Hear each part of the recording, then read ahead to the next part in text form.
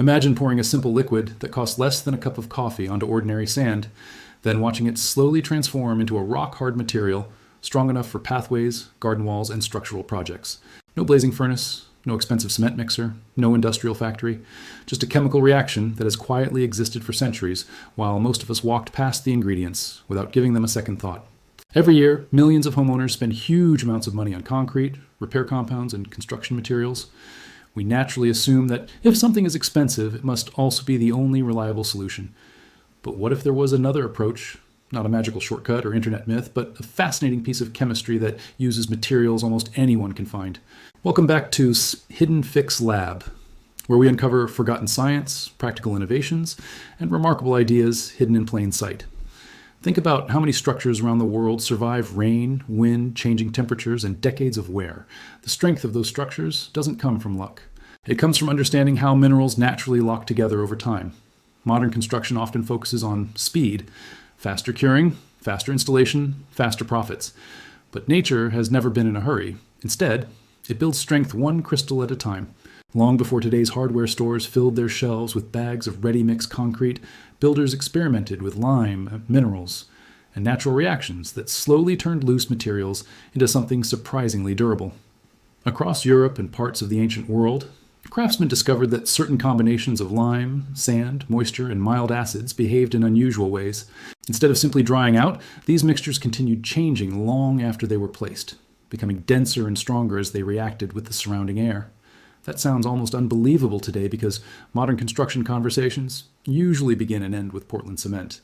Yet history tells a much bigger story. Ancient builders didn't have modern factories, computerized batching plants, or heavy industrial equipment.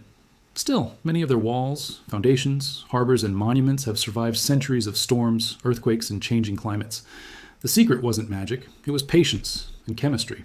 One particularly interesting reaction involves lime and a weak household acid like vinegar. At first glance, that sounds completely backwards. Most people think acid destroys stone. Under certain controlled conditions, however, the reaction creates soluble calcium compounds that can spread through tiny spaces between grains of sand. As the material sits and interacts with carbon dioxide from the atmosphere, new calcium carbonate crystals gradually begin forming. Imagine pouring syrup through a pile of tiny marbles. The liquid reaches every empty space. Now imagine that syrup slowly turning into microscopic crystals that glue every marble together from the inside. That's a simple way to picture what's happening. Instead of acting like ordinary glue stuck only to the surface, mineral crystals grow throughout the material itself, creating countless natural connection points. Scientists continue studying similar mineral growth processes in ancient masonry because some historical structures have become stronger over time instead of weaker.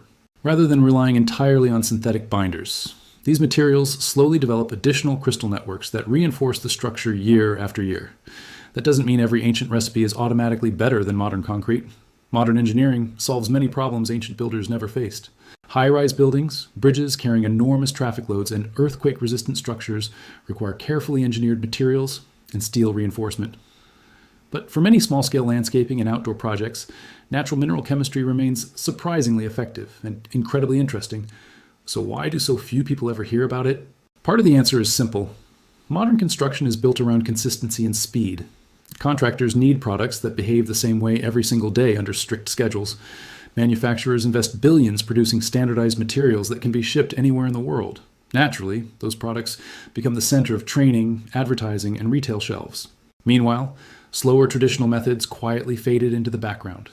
Not because they completely stopped working, but because they no longer matched an industry focused on rapid construction timelines.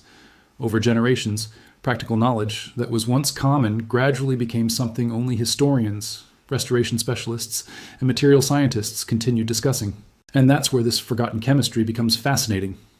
Not because it's replacing every modern building material, but because it reminds us that some of the smartest solutions aren't always the newest ones. Sometimes, they're ideas waiting patiently to be rediscovered.